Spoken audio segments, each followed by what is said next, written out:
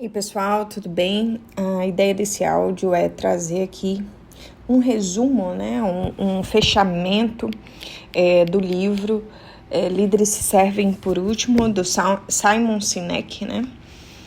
Um livro que fala sobre liderança, sobre princípios de liderança, sobre o que não fazer enquanto líder, baseado em vários exemplos.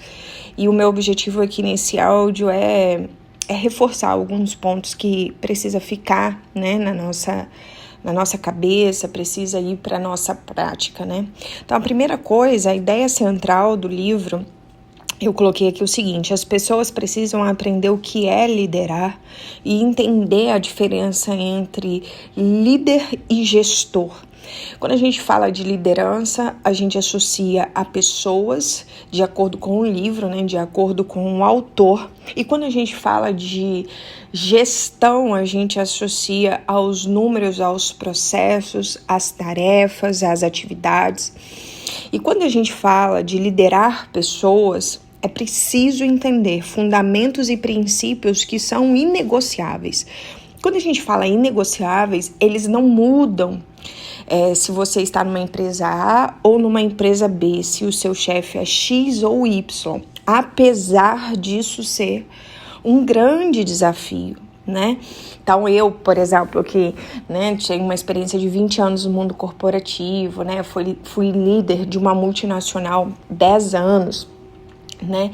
E além disso, mentora de líderes, vi várias situações, vários exemplos, porque a forma como você vai liderar as pessoas, né, que estão ali na sua responsabilidade, naquele tempo, naquele cargo, naquela empresa, tem muita relação com a cultura daquela empresa. O que aquelas pessoas que estão em cima, né, os diretores, às vezes os proprietários, pensam sobre liderar pessoas, como lidar com situações que envolvem pessoas, como, por exemplo, demissões, contratações, a forma como a gente cobra desempenho, a forma como a gente avalia desempenho, né? Os critérios que nós vamos utilizar para promover ou não as pessoas, né? Então, tudo isso tem a ver com a cultura da empresa. Então, quando você tem um entendimento de princípios e fundamentos que não podem ser negociados, como é que eu posso dizer? É uma decisão, acho que essa é a verdade, sabe? De não abrir mão disso, independente da situação, né? Porque quando a gente fala de pessoas, a gente está falando de algo e de coisas que não podem ser negociadas, né? Por isso ele conta como tudo começou. Quando o homem caçava, né, como eles se reuniam, como eles se comunicavam, o que eles queriam, qual era o objetivo, né, de quando a história humana começou, né? E o objetivo era basicamente garantir a sobrevivência, né? Prover alimentos, segurança, proteção dos grupos. E aqui ele traz um outro conceito muito importante. O primeiro é o quê?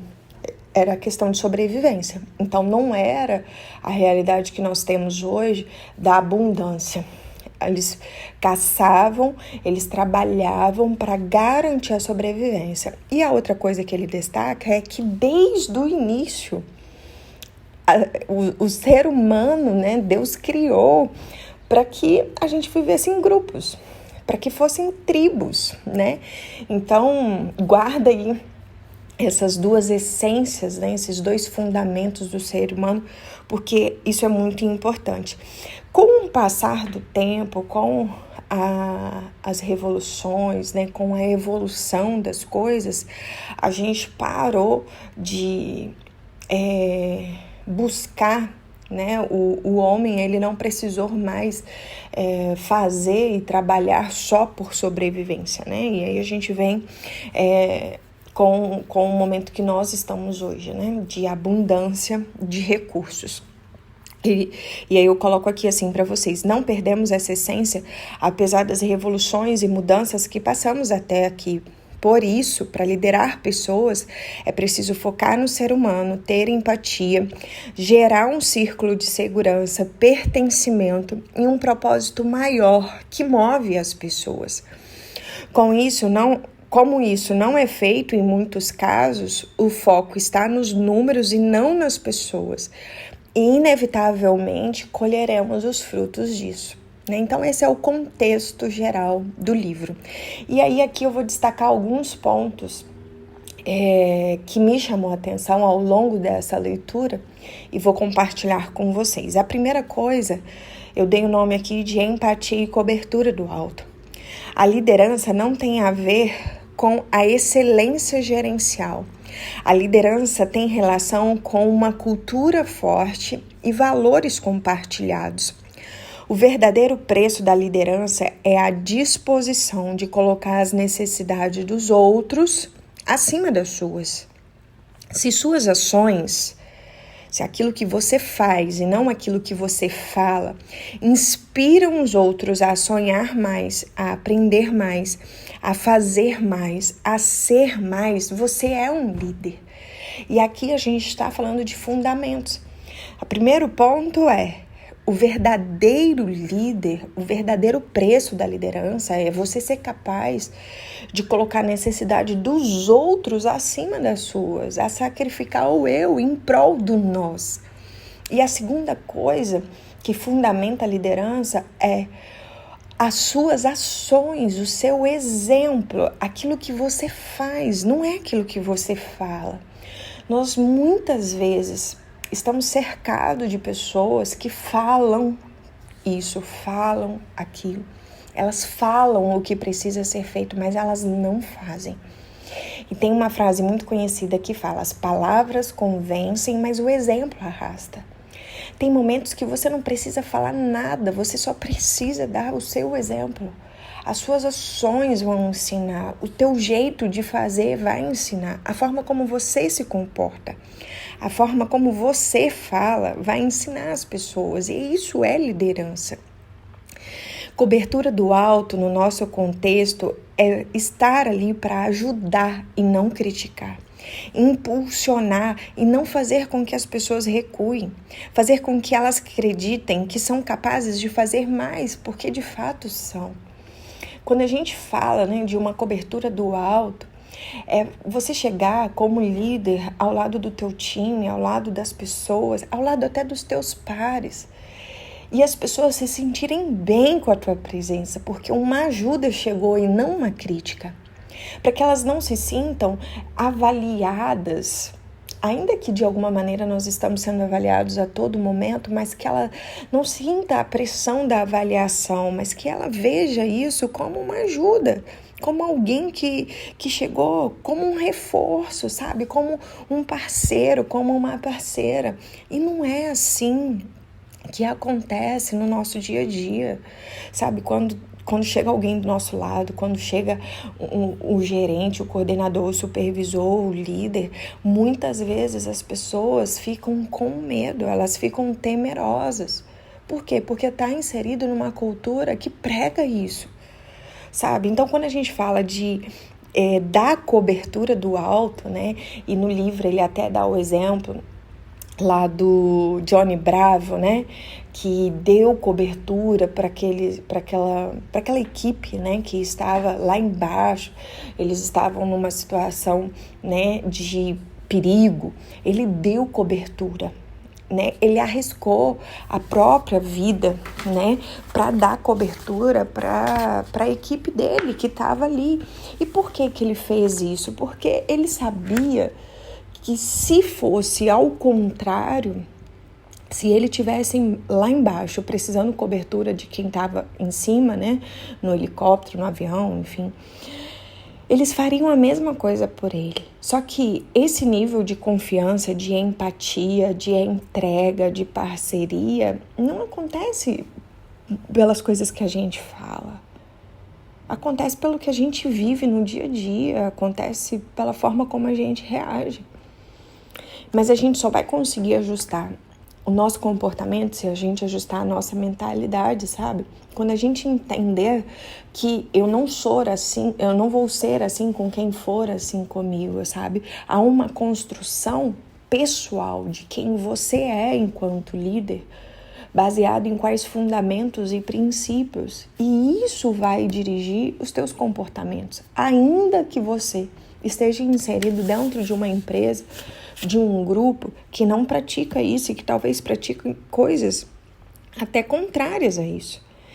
E aí tem aqui, empatia, muito mais que palavras no dia a dia, se traduz como colaboração, paciência, ajuda e cuidado com o outro.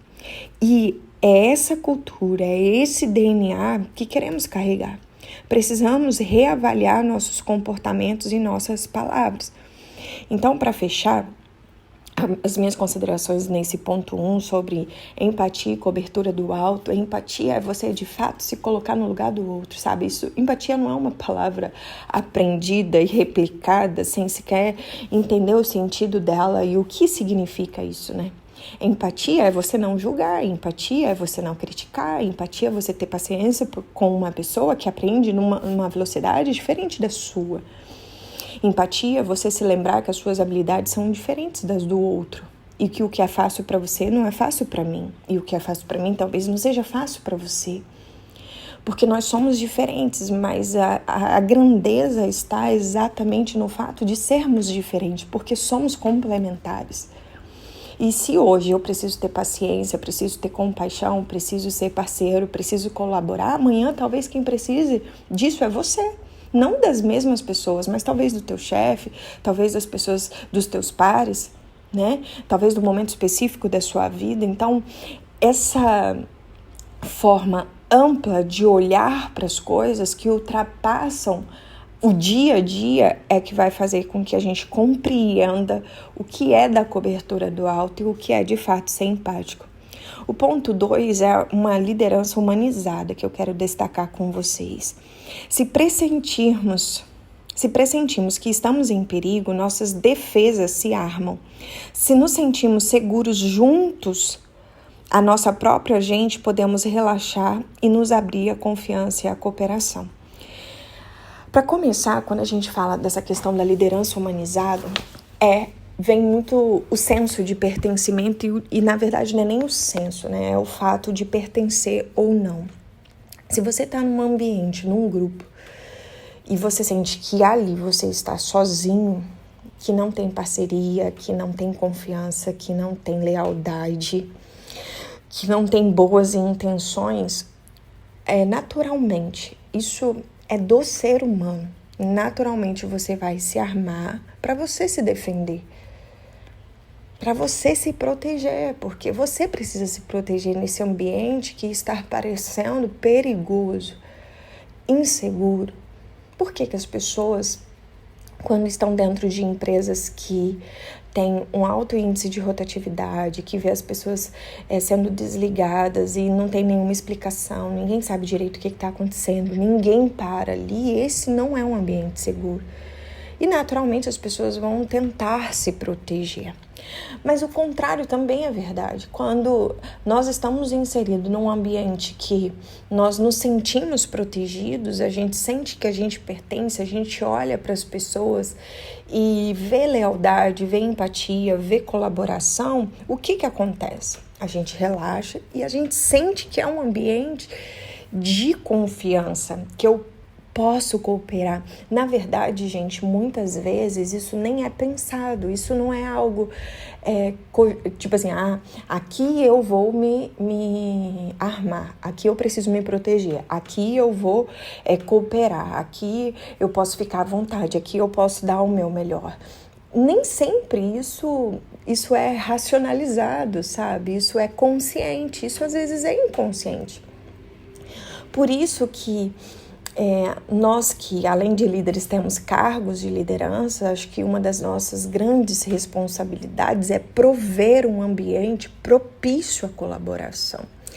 E isso vai de coisas, às vezes, tão simples que nós deixamos de fazer, que a gente não prioriza, como receber uma pessoa nova com atenção, apresentar a empresa, apresentar todas as pessoas, receber com um sorriso, ter um bate-papo inicial, falar que ela pode contar com a gente, colocar um anjo, né? Colocar uma pessoa para ajudar nesse período de integração, de treinamento, nesse processo de desenvolvimento, ter uma cultura de reuniões semanais, diárias, mensais, reconhecer as pessoas publicamente, dar feedbacks, né, no individual, passar tempo com as pessoas no dia a dia, ensinar alguma coisa com paciência. Tudo isso constrói uma cultura de uma liderança humanizada. Crie uma cultura que inspirem as pessoas a dar tudo que elas podem dar e sempre mais. Tem uma frase do Bernardinho que eu amo e sempre falo. As pessoas pede-se mais de quem tem para dar. E pode acreditar, todos nós temos mais para dar. Todos nós temos mais para dar. Então, se nós temos mais para dar, e se nós trabalhamos com pessoas que têm mais para dar, o que faz com que a gente não consiga extrair o melhor das pessoas? Porque as pessoas não valem nada, porque essa geração não quer nada com nada, é uma geração do conforto, é a geração TikTok, ok, mas se é isso que nós temos, se não estar no nosso controle, voltar às gerações do passado, qual é a nossa alternativa? Aprender a lidar com essa geração ou reclamar da geração e acreditar que não há nada a ser feito? Pessoal, não existe a segunda opção. Eu vou ficar aqui reclamando, não tem nada a ser feito, e eu coloco um, tiro o outro. Não. A nossa opção é a número 1, é aprender a lidar com essa geração. É contribuir com as coisas que nós aprendemos dentro da nossa geração, que pode ajudar as gerações seguintes. É aprender com eles coisas que nós não sabemos. Rose, isso é fácil? Não é fácil. O que é fácil tá feito, galera. O que sobrou para nós foi desafio. Só que o desafio, ele faz com que a gente amadureça, faz com que a gente saia de um cenário júnior, sabe, superficial, e se tornem pessoas profissionais, líderes, sênios, que pensam, que agem, que resolvem, que fazem o que ninguém está fazendo. Mas como que nós vamos conseguir isso? Começando de um ajuste de mindset. E essas coisas que nós lemos ao longo desse livro e estamos discutindo e revisando aqui agora, né? Vários artigos recentes estão comprovando que salários e benefícios são importantes, mas não são suficientes. É óbvio que não é suficiente. 40% de origem financeira, o restante que as pessoas dão importância é a provocação, a liderança, a oportunidade de desenvolvimento e o ambiente. Então, de 100% que faz com que os talentos fiquem numa empresa ou sejam atraídos por uma empresa, 40% vem de salário e benefícios. É muito importante. Mas não é suficiente. Não é suficiente. Tá, Rose, isso não é suficiente. Então, quais são as outras coisas muito importantes que representam os 60%? Provocação, desafio, propósito, algo, motivo pelo qual fazer alguma coisa que vai além de uma recompensa financeira, que tem a ver com o objetivo de vida de cada um, né? O tipo de liderança que aquela empresa tem, sob quais condições essa pessoa vai trabalhar. Sabe, hoje nós trabalhamos com uma geração, com um grupo de pessoas pós-pandemia. A valorização pela saúde mental e física, no meu ver, na minha opinião, aumentou muito. Hoje as pessoas fazem conta se realmente vale a pena sacrificar a saúde mental, se realmente vale a pena ficar 16 horas fora de casa, E essas 16 horas, 10 horas, 8 horas que ela fica fora de casa, em qual situação? Ou em quais situações? De pressão, de abuso, de humilhação, ou de colaboração, ou de crescimento, ou de desafio, entende?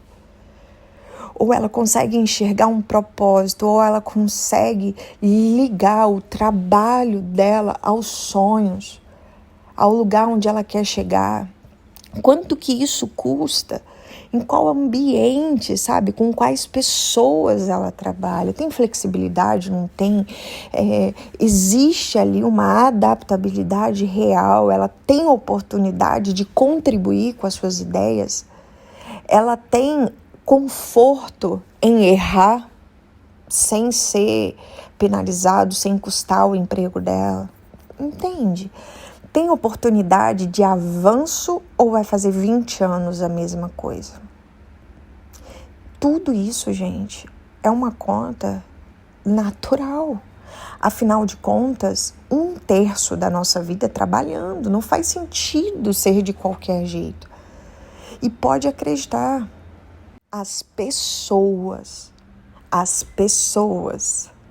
não é o sistema necessariamente, o local onde ela trabalha, o que ela faz, as tarefas que ela executa. São as pessoas que vão determinar se esse ambiente é favorável ou não. Está muito menos relacionado às atividades, às tarefas, aos processos. Porque se ela está inserida em um ambiente favorável, os sistemas, as tarefas, os processos, eles se tornam, ainda que desafiadores, com um peso menor. As pessoas se sentem ali confortáveis para aprender, para enfrentar os desafios, para buscar, as metas audaciosas, etc, etc, etc. Mas se não tem isso, fazer tudo isso, lidar com metas, pressão, mudanças constantes, a própria inteligência artificial, enfim, todos os desafios que a gente tem no mundo corporativo se torna quase que insuportável. Ou a gente está muito longe de ter maior nível de produtividade e entrega em condições desfavoráveis. Então, assim, quando a gente está falando de liderança humanizada, as coisas que nós fazemos e não falamos têm o poder de definir como que vai ser a entrega e o resultado da nossa gestão, do nosso, abre e fecha aspas, governo ali, administração, enfim, no tempo que deram pra gente, Então, quando a gente fala de uma liderança humanizada, estamos falando disso. Nada mais, nada menos que considerar, de fato, questões humanas, e não só números, e não só sistemas, e não só desafios. Ponto 3, pertencimento e segurança. Sensação de pertencimento, valores compartilhados, profunda empatia reforça drasticamente a confiança, a cooperação e a solução de problemas. O quanto eu me sinto parte de um ambiente de trabalho. O quão seguro me sinto para dar o meu melhor, para aprender com os meus erros. O quanto que eu proporciono isso para os meus amigos. Esse ambiente de pertencimento e segurança vai estar completamente relacionado à minha performance. Porque se eu estou num ambiente que eu me sinto parte dele e que eu sinto segurança, não só nos meus acertos, não só nas minhas vitórias, mas quando eu erro também, não para que o erro ele seja jogado para baixo do tapete, porque isso não ajuda ninguém, mas para que eu aprenda com os meus erros, para que eu ensine aos outros o que não fazer, entende? Os nossos erros, além de ele nos ensinar o que não fazer, como fazer melhor, muitas vezes trata características do nosso caráter, né, das nossas habilidades comportamentais, como resiliência, né, como capacidade de resolver problemas complexos, né, os nossos erros, eles nos ajudam, eles nos forjam nesse sentido, mas eles também vão servir dali em diante para que a gente oriente outros. Olha, não faz assim, eu já fiz, errou, vai por esse caminho dá certo. Essa é a grande função dos mentores que nós temos, que nós escolhemos na vida. É alguém que chegou num lugar onde você deseja chegar, que tem uma experiência naquilo que você está começando agora. A pessoa tem uma experiência de 20 anos e ela vai conseguir te orientar, te aconselhar, e certamente você vai errar menos. Você vai errar em outras coisas, né? Não dá pra gente zerar as possibilidades de erro, mas a gente tá falando de situações muito mais maduras de quando a gente tá lidando com um grupo de pessoas que tá começando a vida agora, né? Que tá começando a carreira agora. Então isso é importante ficar entendido. Vamos pro ponto 4. Existe um preço. A infelicidade no trabalho tem um preço, e esse preço, gente, é alto, né? Eu escrevi aqui, existe um preço alto de trabalhar infeliz, com algo que não te inspira, não te desafia, que você não se sente parte.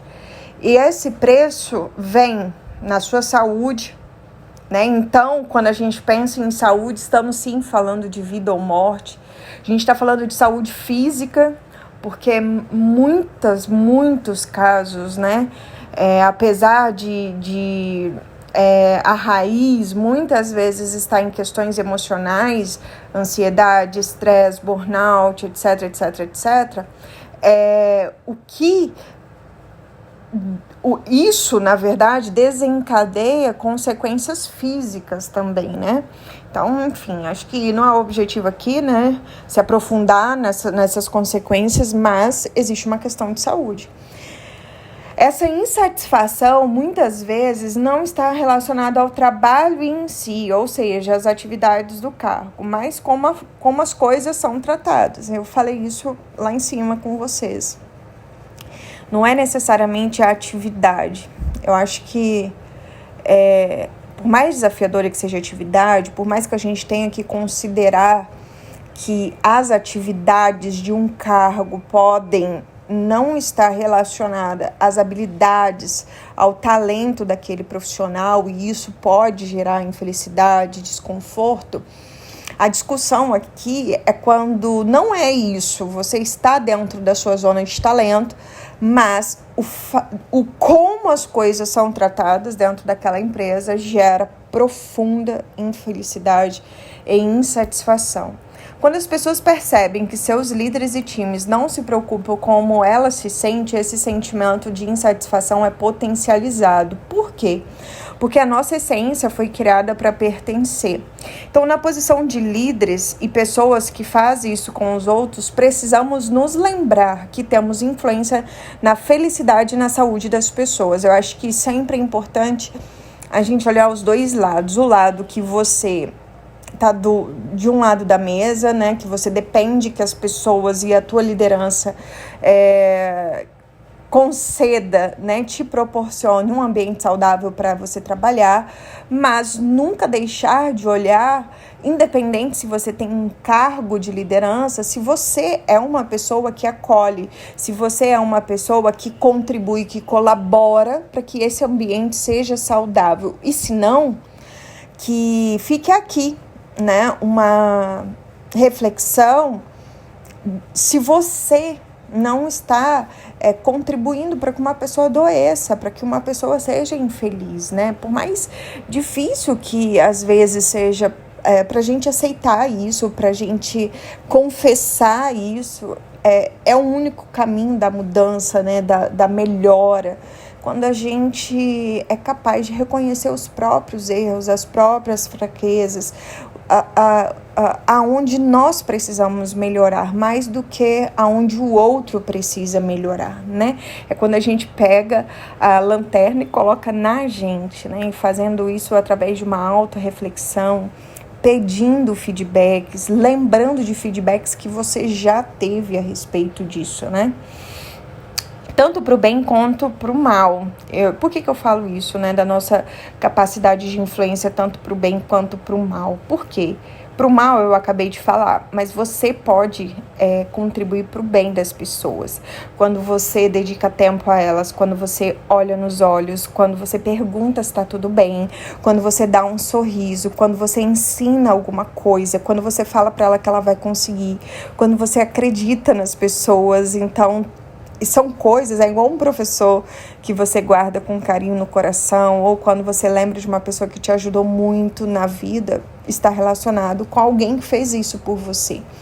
Então, nós podemos e devemos ser essas pessoas na vida de outras, dos nossos colegas de trabalho e também nas oportunidades que a gente tem na nossa vida pessoal. 40% dos colaboradores que são ignorados por seus chefes desanimam da empresa. 20% quando são criticados, ou seja, as pessoas, elas mesmo que para receber uma crítica, elas lidam melhor do que isso, do que ser ignorado, do que o silêncio, né? Então você vê que o percentual aqui ele cai para metade, ou seja, quando as pessoas, né, elas se sentem, as pessoas se sentem melhor quando são criticadas do que quando são ignoradas, tá bom? E apenas 1% das pessoas desanimam ou desengajam quando são reconhecidas por seu talento. Olha bem, se eu estou inserida numa gestão que ignora, pensa lá, tem 100 pessoas na sua equipe. Você tem uma gestão de ignorar as pessoas, de ignorar as coisas que não te agradam. A tendência é que 40% desanime de trabalhar lá. Agora, se você não ignora, mas você critica quando alguma coisa está errada, você dá um feedback firme, duro, obviamente com respeito, sem humilhar ninguém, esse número de 40 cai para 20. Agora, se você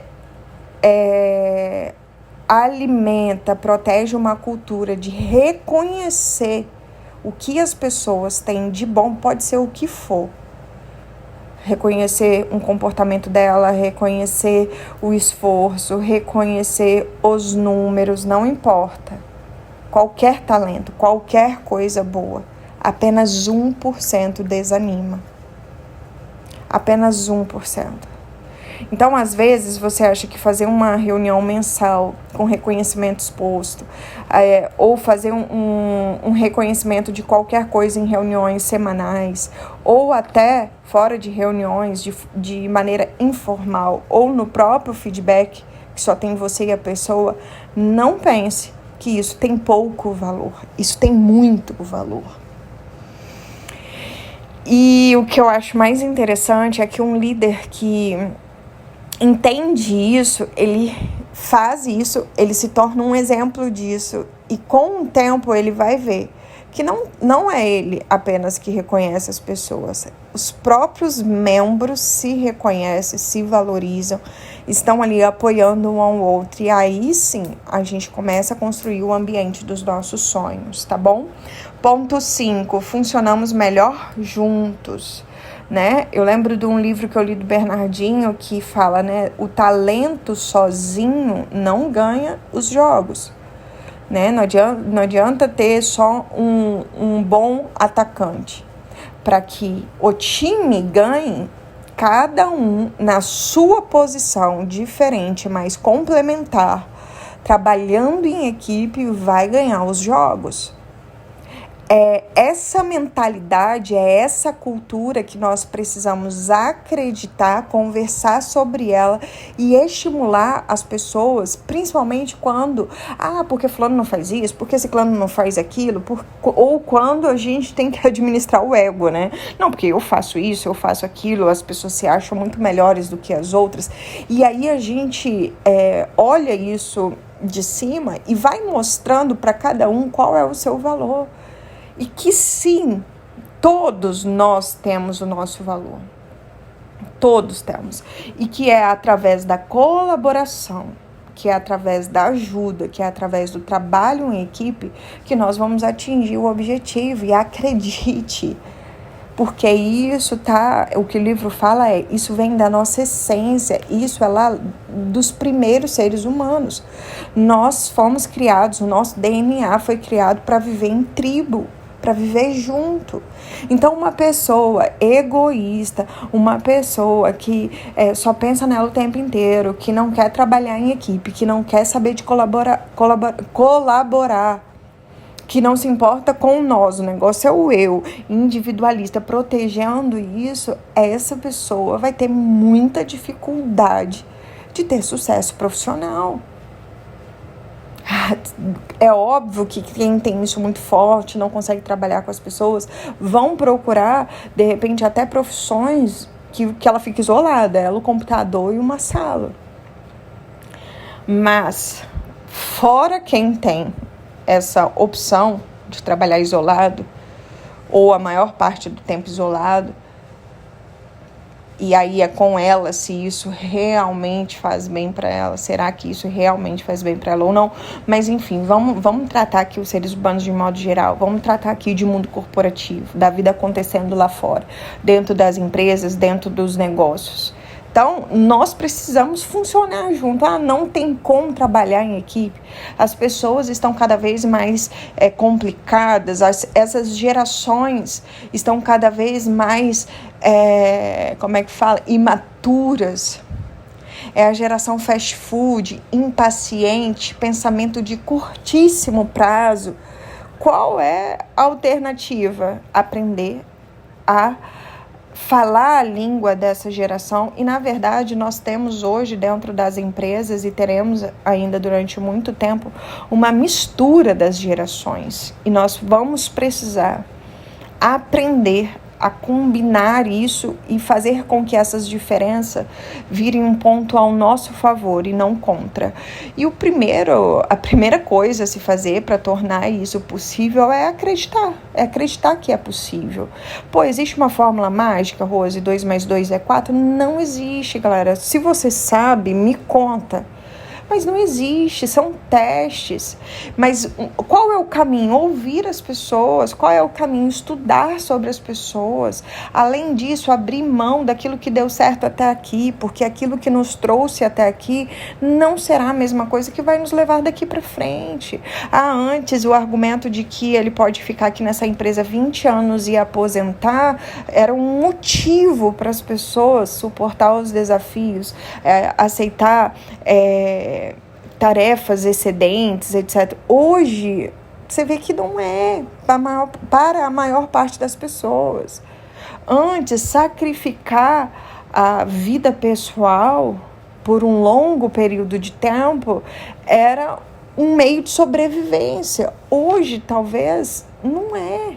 Quando você fala assim, eu preciso que você dobre uma semana inteira, 10 dias. Rose, as pessoas não querem mais fazer isso. Ok, e aí? O que nós vamos fazer? Sabe? Se a gente tem hoje mistura de pessoas que aceitam o desafio de dobrar e uma outra que não aceita o desafio, quais são as alternativas? O que eu vou testar? Sabe? Eu vou testar uma escala mais flexível, eu vou dar uma recompensa diferente, que além de hora extra, porque a hora extra não é suficiente para as pessoas que fazem isso. Eu vou pedir para esticar, mas ao invés de pagar, eu vou pagar com folga, porque talvez isso é mais atrativo, sabe? Então, são essas reflexões, são esses testes que, na minha visão, pessoal, pode fazer a gente ter mais sucesso na nossa gestão e na nossa liderança. Porque, meu Deus, não tem como, é difícil, isso e aquilo. Acho que isso tá muito longe da gente resolver o nosso problema. Deixa eu dar uma corrida aqui que eu falo, né? E a intenção é que esse áudio fique por volta de 1 hora. Substâncias egoístas e altruístas. Então, o livro ele traz uma reflexão, né, falando sobre a endorfina e a dopamina e falando da serotonina e da ocitocina. Então, a endorfina e a dopamina, ele chama de substâncias egoístas, mas sem elas morreríamos de fome. A endorfina, ela tem o propósito de mascarar uma dor física. Ela é liberada em resposta ao medo e ao estresse. É a substância que é liberada quando fazemos uma atividade física, por exemplo. A dopamina é uma substância que é liberada quando encontramos alguma coisa que estávamos procurando ou quando estamos fazendo algo que precisava ser feito e a gente vai lá e dá aquele check, sabe, de feito. Aquela lista de tarefas lá do dia a dia, a gente libera dopamina sim. Então, essas duas substâncias têm a ver com coisas relacionadas só a nós, por isso que ele fala de substâncias egoístas, né? Voltando, a endorfina, ela é liberada em resposta ao medo, ao estresse, por exemplo, uma atividade física, e a dopamina, ela é liberada quando a gente encontra alguma coisa que a gente estava procurando, tipo assim, eu preciso muito achar uma coisa, meu Deus, achei, é liberado a dopamina, ou quando a gente dá um check lá em algo que nós precisávamos fazer naquele momento. Então, além disso, ele coloca que somos animais orientados visualmente, confiamos mais em nossos olhos do que em qualquer outro sentido. É isso que nos faz sair para olhar o que aconteceu após ouvir um barulho. Por exemplo, você escuta um barulho, um estouro. Você não fica satisfeito só de ouvir esse estouro, você quer olhar, né? O que aconteceu? Foi um tiro? Foi uma bomba? O que aconteceu? Então, por isso, cientificamente, metas escritas têm mais chances de serem alcançadas do que aquelas que ficam apenas no pensamento, né? Não só metas escritas, coisas que você precisa lembrar, rotinas escritas, sonhos escritos, né? Porque o nosso cérebro, ele lida melhor com orientações, né, com coisas que nós conseguimos ver. E quanto à serotonina e à ocitocina, são substâncias altruístas, né? Por exemplo, a serotonina, substância da liderança, ela é responsável pela sensação de orgulho. É a sensação que temos quando pertencemos, quando percebemos que os outros gostam de nós e que nos respeitam. Por isso, uma formatura, por exemplo, para você, o que é muito importante? A sua família e os seus amigos estarem lá na plateia, ver que você conseguiu participar dessa vitória, né? E esse sentimento, ele gera um outro sentimento muito poderoso, que é o da reciprocidade. Então, quando você recebe o carinho, a atenção, o reconhecimento, a ajuda de alguém, é natural, é do ser humano querer devolver, querer recompensar, sabe? Querer materializar essa gratidão. Então, graças à serotonina, nós não temos a sensação de responsabilidade pelos números, e sim pelas pessoas. Você já escutou algo assim? Eu fiz isso por você, né? Eu dei o meu melhor por você, eu entreguei mais 50% por você, por conta dessas coisas que estão relacionadas à nossa humanidade, sabe? A gente não tem um relacionamento recíproco, leal e fiel com o sistema, por exemplo. Eu fiz mais 50% do meu resultado por conta desse sistema maravilhoso que eu trabalho, sabe? Não é por isso. É pelo time, é por um propósito, é pela liderança, sabe? Então, essas coisas, elas são muito importantes. Isso é ciência, isso é biologia, sabe? Isso não é uma invenção, isso não é um achismo, isso não é uma opinião de alguém, isso não é uma filosofia, isso é uma realidade. Quando a gente fala da ocitocina, é a sensação de amizade, de amor, de confiança profunda. Então, nós temos essa sensação quando estamos na companhia de pessoas que nós amamos e confiamos. Pode ser um café, pode ser um almoço, pode ser um ajuntamento, mas quando nós estamos cercados de pessoas que nós gostamos, que nós nos sentimos pertencentes, há a liberação dessa substância chamada ocitocina.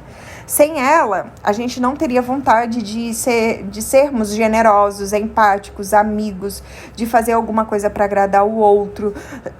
Nós não teríamos vontade de se encontrar com as pessoas, de ir num aniversário, de ir num encontro qualquer, né? Então, diferente da dopamina, que oferece sensações instantâneas, a ocitocina oferece sensações duradouras.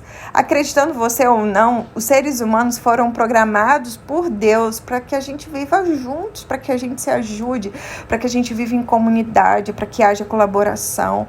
Por isso, quando alguém coloca alguma coisa, é muito importante que você responda. É muito importante que você reaja.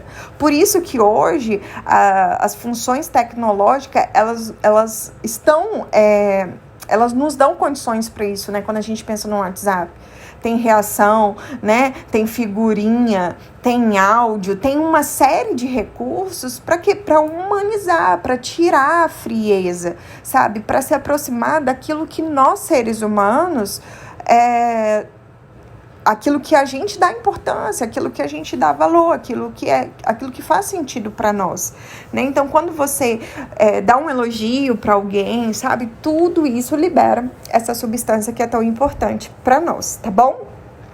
Ponto 7, gente, filhos e colaboradores. Aqui, eu olhei para essa parte, né, quando ele fala até de um processo de demissão, né, ele conta uma história de que hoje as empresas, hoje é comum a gente ter uma alta rotatividade nas empresas, e aí ele conta uma história de uma empresa que decidiu que nunca desligaria ninguém, né, e pegou isso como um exemplo, né, de que nós deveríamos tratar os colaboradores como os nossos filhos, porque independente se tem alguma coisa que não está legal, nós não demitiríamos os nossos filhos por conta disso, né? A gente não mandaria os nossos filhos embora por conta disso. Então, trazendo um pouco essa visão de não desligar as pessoas por um corte da empresa, a empresa precisa reduzir custos, a primeira coisa que eu faço é reduzir o pessoal. Aqui eu trago uma visão minha a respeito disso, sabe? Eu acho que seria maravilhoso você ter uma equipe que nunca seria desligada, né? Que as pessoas ficariam ali a vida inteira, mas tem tantas questões que envolvem a rotatividade que não é só um corte de custo da empresa ou uma má gestão, uma liderança ruim, sabe? Envolve se a pessoa está num momento da vida dela que ela não sabia o que ela queria ainda, ela não sabia qual era a zona de talento, onde ela queria passar, né, 1/3 da vida dela, então ela começou como auxiliar administrativo numa empresa, mas, poxa, ela se aprofundou, ela passou por um processo de autoconhecimento e ela é da área de saúde, né? Então, esse é um ponto, mas existem muitas outras variáveis que influenciam o desligamento de uma pessoa, de uma empresa, né, de forma voluntária ou involuntária. Então, pensar assim, o relacionamento com o meu time deveria ser o mesmo relacionamento do que eu tenho com os meus filhos ou os meus familiares, é como se eu estivesse comparando tomate com batata, sabe? Eu não consigo enxergar assim, sabe? Porque é muito diferente. É muito diferente, né? Então, você fala de 1, 2, 3 filhos, né? E você fala de uma equipe de 7, 10 pessoas, né? Em relações completamente diferentes, uma relação pessoal e uma relação profissional, né? Que envolve pessoas diferentes, com objetivos diferentes, em ciclos diferentes, enfim. Eu achei muito romântica essa história, sabe? Assim, não é um ponto crítico meu aqui. Agora, uma das coisas que eu amei é o ponto 8, é a xícara de cerâmica. Eu vou contar do meu jeito aqui, mas eu vou deixar no resumo exatamente a página onde está a história da xícara de cerâmica, mas que fala que uma pessoa, quando eu vou contar assim, né, do meu jeito, porque eu não lembro exatamente qual era o cargo, mas o sentido da história vai ser preservado. Então, uma pessoa, ela estava viajando para um outro estado, e ela foi recebida pelas pessoas, só que nessa primeira viagem que ela foi fazer naquele lugar, ela era, vamos supor, presidente, CEO de uma multinacional. Todo mundo sabia quem ela era. Ela era CEO de uma multinacional. E ela foi recebida num outro estado, com segurança, com uma xícara de cerâmica para servir o café, com várias pessoas, uma sala especial, né? Chegou no aeroporto, já tinha pessoas aguardando, o melhor carro possível, né? Então, você pensa aí, né? Você pensa aí como que essa pessoa, como que um CEO de uma multinacional, chegando num outro estado, é recebido por essas pessoas. Ok. No ano seguinte, ele não é mais CEO dessa multinacional, ele foi desligado, ele não ocupa mais nenhum cargo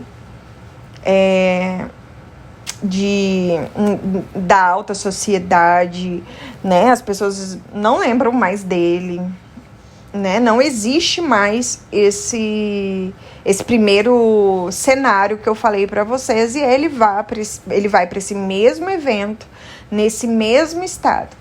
E quando ele chega, ele vê que no aeroporto não tem ninguém esperando ele, que ele precisa pegar um Uber ou um táxi, no hotel não tem, ele não está no melhor hotel da cidade. Quando ele chega lá, não tem sala, uma cadeira reservada especialmente para ele. E se ele quiser tomar um café, vai ser num copinho de isopor, de plástico, que tiver disponível lá para todo mundo.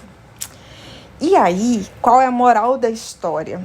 Que a xícara de cerâmica, aqui eu peguei aqui, né, na página 100 do livro, que a xícara de cerâmica que me deram no ano passado nunca foi para mim.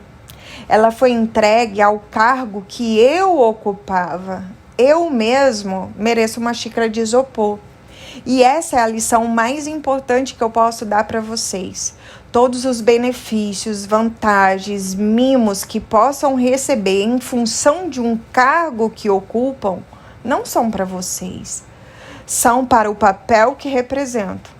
E quando deixarem esse papel, o que acontecerá? Mais cedo ou mais tarde, eles darão a xícara de porcelana à pessoa que vai substituir vocês.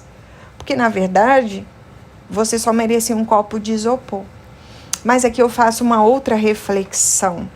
E foi uma coisa que eu entendi no início da minha carreira, quando eu ocupei um cargo de liderança, quando eu coloquei um crachá de gerente, sabe? Eu sempre pensei e vigiei nos meus comportamentos para Rose, que ocupava aquele cargo, carregava aquele crachá, né? Naquela ocasião, durante aquele tempo, tinha poder de tomar algumas decisões, de admitir pessoas, de demitir pessoas, de promover ou não, né? De analisar resultados, etc. e tal. Fosse a mesma pessoa que seria encontrada lá fora, sem crachá, andando num shopping, né, num encontro de passeio, na praia, no parque. A essência é a mesma, o jeito de falar é o mesmo, a humildade é a mesma. Nunca deixar que o cargo, o poder, o salário, aquilo que você pode fazer, comprometa quem você é como pessoa, sabe? E isso, gente, é o que mais acontece. Tanto que tem aquela frase: se você quer saber quem é quem, dá poder para ela, dá dinheiro na mão dela, sabe? Então, existe algo que precisa ser preservado, independente de cargo. E essa é a verdadeira liderança, é que você não precisa de um cargo para ter poder. Aliás, você não precisa de um cargo para usar o seu poder, a sua autonomia, as suas responsabilidades, nem a sua assinatura da maneira errada, inadequada. Sabe, isso é muito poderoso, gente. E o quanto que a gente fere as pessoas quando nós usamos isso da forma errada. Ponto 9. Quando quebrar as regras, não confiamos apenas que as pessoas vão obedecer às regras, também confiamos que elas sabem quando as regras devem ser quebradas. Toda empresa tem ou deveria ter as suas regras, as suas condutas, os seus direcionamentos, os seus limites, porque senão ela não roda, obviamente. Mas essa parte aqui, que ele usa o exemplo do voo KH-209, quando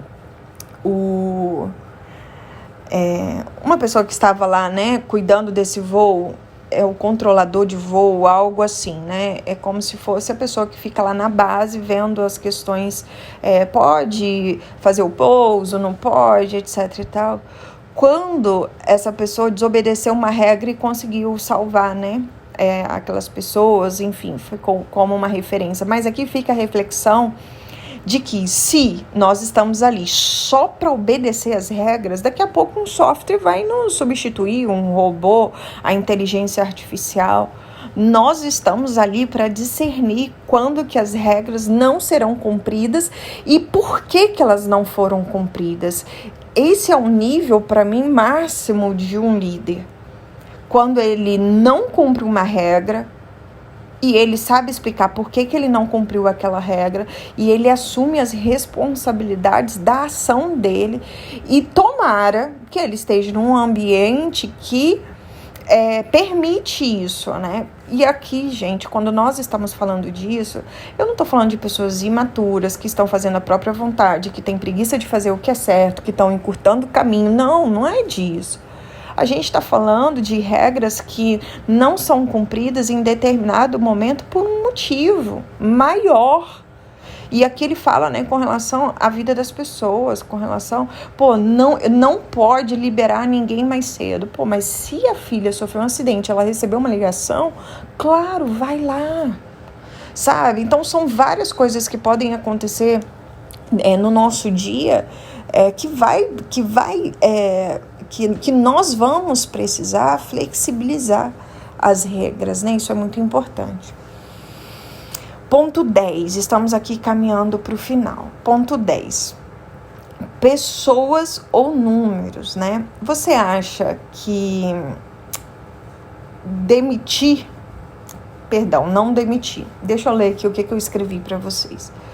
Quando se reserva um tempo para construir bons relacionamentos e quando os líderes decidem valorizar mais as pessoas do que os números, quando sentimos confiança nos outros, a ocitocina liberada em nossos corpos pode reverter muito dos efeitos negativos em um ambiente profissional estressante. Não é só sobre o número de horas que trabalhamos, nem a natureza do nosso trabalho que mais importa, e sim com quem e como trabalhamos. Outro destaque é sobre a política do emprego vitalício. Vocês acham que funciona em qualquer lugar? Foi aquele ponto que eu trouxe lá em cima, né? De não demitir as pessoas. O que eu quero reforçar aqui é com relação à contratação. Foi necessário investir mais tempo e avaliar caráter, princípio, valores de formação, habilidades técnicas e questões de experiência. Aqui ele está falando o seguinte: para ter essa política de emprego vitalício, não é simplesmente fazer um processo seletivo e colocar para dentro, né? Foi necessário um investimento muito maior para você avaliar caráter, habilidades técnicas, formação, experiência, porque era um emprego vitalício, né? Então, isso é importante. Mas aí, eu já mencionei isso no ponto acima, eu não vou focar nisso agora. Eu vou pegar só a parte de o que vem primeiro, né? Pessoas ou números. Os dois são importantes. Eu acho que eu sempre falei que a minha gestão e liderança ela foi baseada em 2 pilares, pessoas e resultados. E pessoas não veio primeiro de forma desproposital, é proposital, porque eu acredito que o resultado vem através das pessoas. É claro que tem outras coisas que influenciam os resultados, mas no meu caso eu estou falando de resultados que são altamente influenciados por pessoas, mas também sei que só pessoas, focar só em pessoas, pensar só em pessoas, ter ações só para pessoas, não garante o resultado.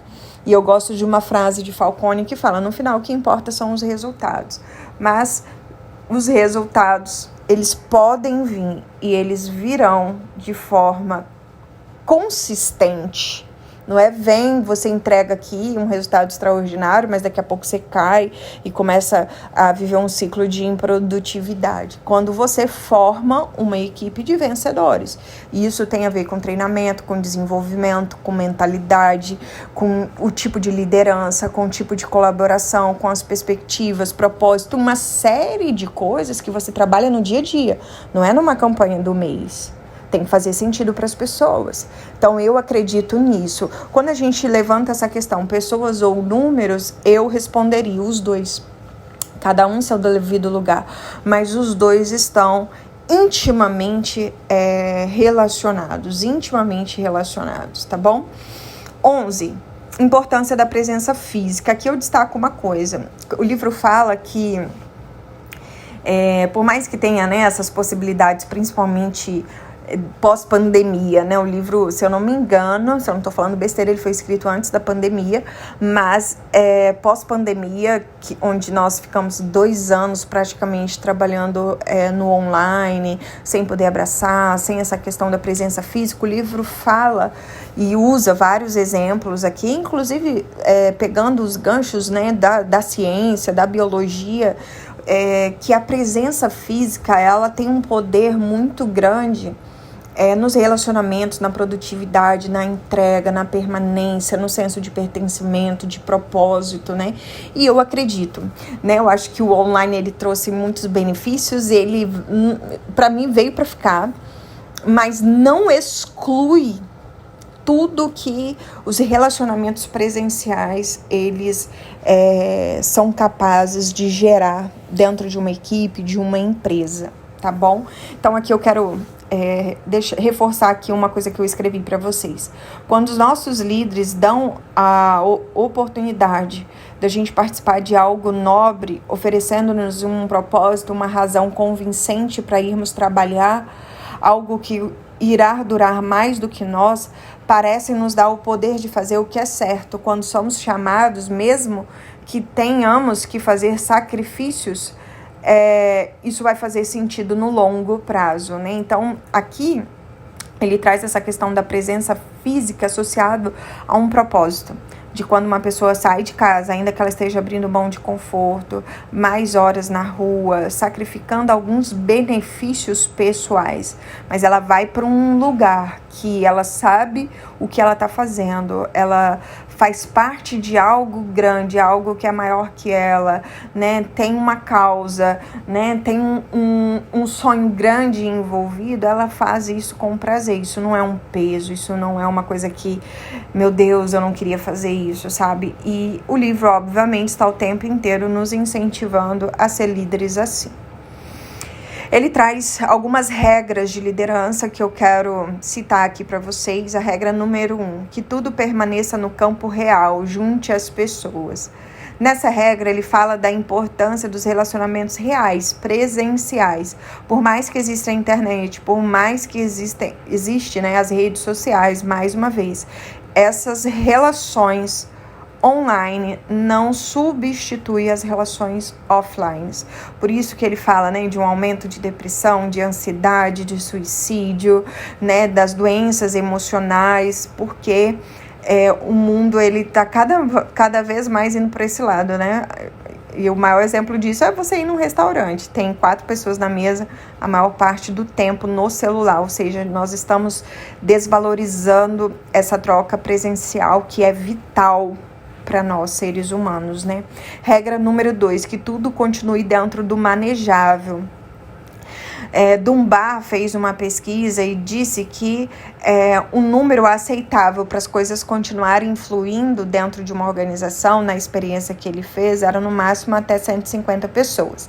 Então, essa regra número 2 traz um alerta para quando uma empresa cresce demais, quando, vamos supor, um número de clientes também cresce demais, existe esse número, 150, que tem uma pesquisa, enfim, tem embasamentos para falar que é um número como se fosse um número máximo para uma organização, sabe? É como se depois tivessem que ter outras organizações, por mais que estejam debaixo, né, de uma organização matriz, mas esse número aí, ele é importante ser considerado para você não perder o controle, para você não perder a sensação de pertencimento, para você não perder aquilo que leva tanto tempo para construir, né? Conheça as pessoas que você ajuda. Então, nessa regra 3, conheça as pessoas que você ajuda.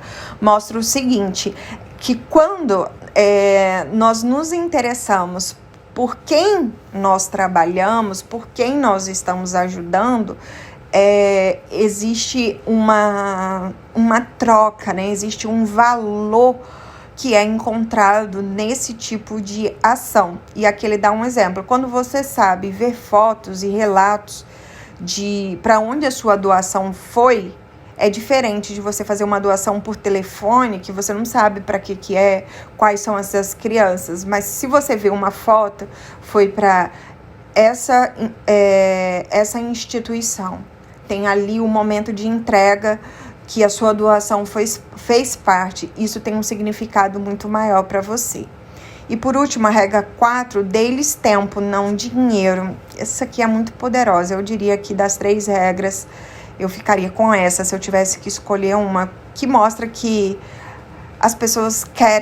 o que as pessoas querem de nós é o nosso tempo, é a nossa atenção, perceber que nós estamos dando importância para elas e não necessariamente um benefício monetário, sabe? Então, a biologia do ser humano, ele associa tempo, a atenção e ao pertencimento. E isso o dinheiro não pode comprar. São coisas que o dinheiro não compra. Por isso que quando você doa tempo para uma pessoa, quando você dá atenção, quando uma pessoa se sente pertencente a um lugar, não é uma oferta de ganhar R$500 a mais na empresa do lado que vai fazer essa pessoa ir. Porque o que ela encontrou ali não tem dinheiro que pague. Isso é real. Você deve ter passado por situações assim. Que quando você avaliou uma proposta, você fez essa conta. Então, isso é real. Nós precisamos ter consciência disso e trabalhar essas coisas com mais intencionalidade, tá bom? E aqui, na sequência, ele fala de lições de liderança. Então, primeiro ele falou das regras, agora ele fala de algumas lições. A lição número 1, para onde for a cultura, a companhia vai também. Então, nessa primeira lição, ele fala como que é a cultura dessa empresa, quais são os valores dessa empresa, o que é inegociável aqui. Então, para onde essa cultura estiver apontando, a empresa também vai. Entende isso? É proporcional. Se você tem uma cultura fraca que evita fazer o que é certo, que está acostumada a dar um jeitinho, que cada um faz do jeito que a tua empresa está indo para este lugar. Fraco, inconstante, com múltiplos direcionamentos, que não tem liderança. Por que a minha empresa, por que a minha equipe, por que essa loja dá tão errado? É importante verificar isso. Lição número 2, para onde o líder for, a cultura também irá. Isso aqui também é muito importante. Não posso delegar minhas responsabilidades legais, não posso delegar meus relacionamentos e não posso delegar o meu conhecimento. Responsabilidades legais, relacionamentos e conhecimento não são coisas que podem ser delegadas, e é isso que faz os melhores líderes. Eles compartilham o que sabem, pedem ajuda às pessoas e criam novos relacionamentos. Já os líderes fracos, eles acumulam tudo isso, acreditando falsamente que a sua inteligência, seu cargo e seus relacionamentos vão tornar eles valiosos. A meta do líder não é dar ordens. O líder deve oferecer orientação, permitindo que os outros deduzam o que fazer e como chegar lá. Ajude as pessoas a pensar. Não treine as pessoas para te obedecer. Treine as pessoas para que elas pensem, para que elas assumam responsabilidades, para que elas não tenham medo de errar. E aqui nessa lição para onde o líder vai, a cultura também irá. Então, se você é um líder fraco, a cultura é fraca. Se você é um líder forte, a cultura é forte. E para você ser um líder forte, você precisa proteger e fortalecer princípios e fundamentos que não mudam. Lição número 3, a importância da integridade. Liderança não é uma patente exibida num colarinho, é uma responsabilidade que gira quase que inteiramente em torno do caráter. A liderança envolve integridade, honestidade e responsabilidade. A liderança está em dizer não o que queremos ouvir, mas o que precisamos ouvir. Para ser um verdadeiro líder, para despertar a confiança profunda e a lealdade, comece dizendo a verdade. Não tem muito segredo. Integridade, galera, tem a ver com ser honesto, leal, transparente, lidar com a verdade, desde as mínimas coisas. Nós não precisamos, as pessoas não precisam que a gente, aliás, deixa eu falar melhor. A gente não ajuda as pessoas mentindo para elas. Não, tá tudo bem, não, tá tudo legal. Pô, não tá legal. Não está tudo bem. A gente não ajuda as pessoas omitindo informações que são importantes para o desenvolvimento dela. Porque nós não temos coragem de ter conversas difíceis, feedbacks difíceis. A gente só ajuda as pessoas falando a verdade. As pessoas não podem desconfiar da nossa intenção. A nossa intenção é de ajudar, é de prover crescimento, é de contribuir para a maturidade, avanço, subir de nível. É por isso que temos conversas difíceis, é por isso que tem cobrança, é por isso que tem feedbacks, é por isso que a gente pede mais. Mas isso tem que ser verdade. Não pode ter intenção de diminuir, de fazer com que as pessoas se sintam mal. Não pode não ter habilidade para comunicar essas coisas. Porque senão isso é distorcido, obviamente. Tá bom? Lição número 4, a importância de amigos. Para liderar de fato, o líder precisa caminhar pelos corredores e passar algum tempo com as pessoas que servem. Inimigos lutam, amigos cooperam. Eu não tô falando daquela amizade, gente, que é pra você levar pra sua casa, fazer um jantar, fazer uma viagem juntos. Tô falando de relacionamento amigável. Sabe? Não é, eu entro na minha sala, tranco a porta, eu só saio para fazer reuniões estratégicas, para dar feedback, para corrigir as pessoas.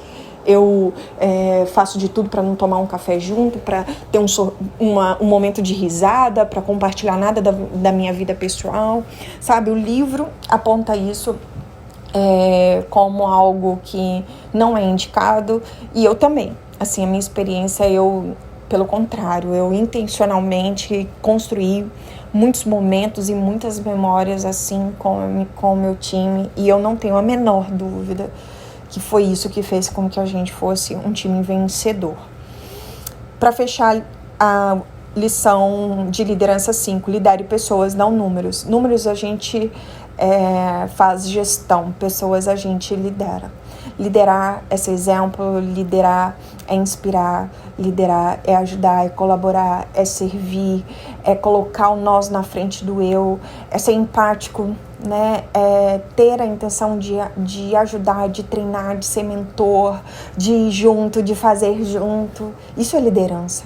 Números tem análise, tem processos, tem plano de ação, tem estratégia, tem avaliação de desempenho, né? Tem movimentações, né? Isso é gestão.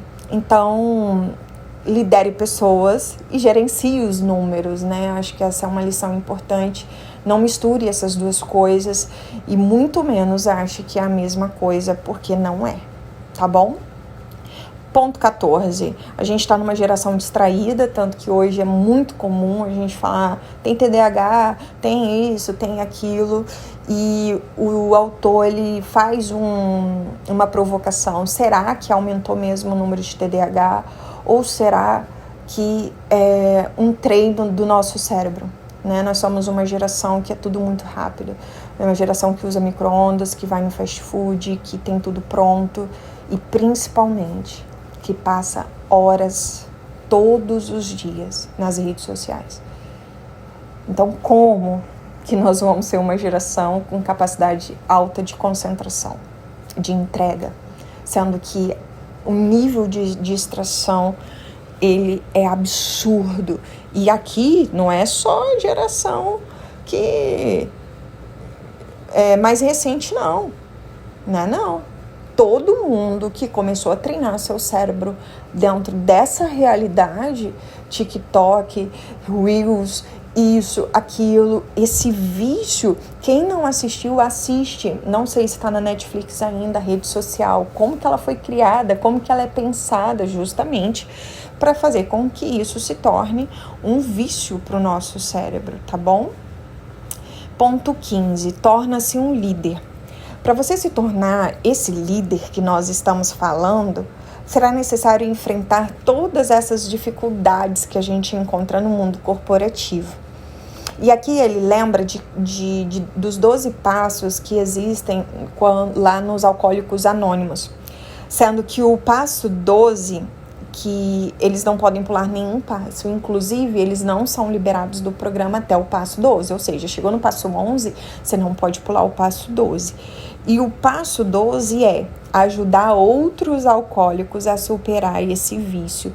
E ele está dizendo o seguinte: se você quer se tornar esse líder que nós estamos falando, sirva outras pessoas, ajude outras pessoas a vencer os desafios que você está vencendo.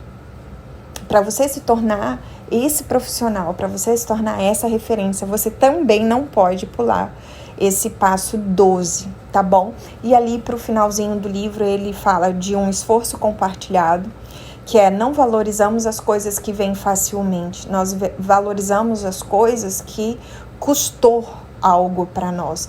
Por isso que a gente não valoriza coisas gratuitas, porque é do ser humano. Seja um diamante enterrado no subsolo, o sucesso na carreira ou no relacionamento é um esforço que fazemos para conseguir os resultados almejados que confere valor a essa meta. Esse é o valor do propósito, sabe, gente? Então precisamos de um bom motivo para nos comprometermos um com os outros. E é exatamente isso que levaremos para o resto da vida. O esforço compartilhado de um propósito comum. Sabe, tá além da meta do mês. Sabe, um propósito que pode ser comum é como nós queremos ser reconhecidos como equipe, como nós queremos ser reconhecidos como grupo, como setor, sabe? É o que isso pode gerar e construir em nós como pessoas, como profissionais. É impossível a gente estar exposto a tantas coisas e no final do ano sair igual ou pior. Nós devemos sair melhores. E para sair melhor e se comunicando melhor, sabendo mais coisas, em novos cargos, com novas perspectivas, com novos sonhos realizados, nós precisamos entender tudo isso que nós falamos ao longo desse tempo, né? Na leitura desse livro, e não negligenciar essas coisas, e não ligar o botão automático e vamos fazer o que der. Mas, Rose, isso exige esforço. Isso exige intencionalidade, isso exige busca de conhecimento, isso exige assumir as próprias responsabilidades, é verdade. E tudo isso não pode ser delegado, ninguém pode fazer para você. É o que você tem que fazer, é o que só você pode fazer. E se você não estiver disposto a pagar esse preço para ter uma recompensa ali na frente, que vai fazer sentido, tudo isso, você vai fazer o quê? Você vai gastar o mesmo tempo, só que lá na frente, quando você olhar para trás, vai falar: caramba, cheguei aqui com uns 80 anos de idade, mas eu poderia ter sido feito e tido muito mais. Eu poderia ter feito muito mais. Entende? Então, essa habilidade de refletir o que nós não queremos colher daqui a 10, 20, 30, 40 anos, que está passando super rápido, pode fazer com que a gente tenha uma vida muito diferente se a gente estivesse deixando correr no botão automático. E por último, nós precisamos de mais líderes. Liderança não é uma licença de fazer menos, é a responsabilidade de fazer mais, e esse é o problema. Liderar dá trabalho, consome tempo e energia. Os efeitos nem sempre são medidos facilmente e nem sempre são imediatos. A liderança é um compromisso com seres humanos. É uma profissão linda demais. Aliás, não é uma profissão, é uma escolha linda, porque independente da profissão, independente do cargo, independente do que você faz, você pode ser um líder. Você pode ter esse nível de influência, esse nível de colaboração, esse nível de serviço, seja na sua casa, seja na sua comunidade, seja no seu trabalho. Liderança é uma habilidade, liderança não é um cargo. Então, decidir liderar da forma certa, né? Decidir ser um líder forte, decidir ser um líder extraordinário, decidir marcar as pessoas de forma muito positiva, é algo que não tem dinheiro que pague, mas dá trabalho, né? E aí não é todo mundo que quer trabalho, né? Nosso cérebro ele é treinado para buscar o caminho mais fácil, mais confortável. E isso explica por quê? Que até hoje, quando você pega aí uma equipe, por exemplo, de 50 pessoas, e você pensa nas pessoas de alta performance, nos profissionais de alta performance, não chega nem a 10%.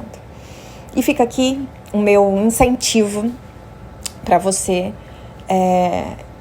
decidir fazer parte da minoria e contribuir, sabe? Cumprir o passo 12 e gerar um novo líder e puxar mais pessoas, incentivar mais pessoas. Quem sabe daqui a 10 anos a gente não contribuiu para esse percentual ser bem maior, não é mesmo? Um beijo, até a próxima.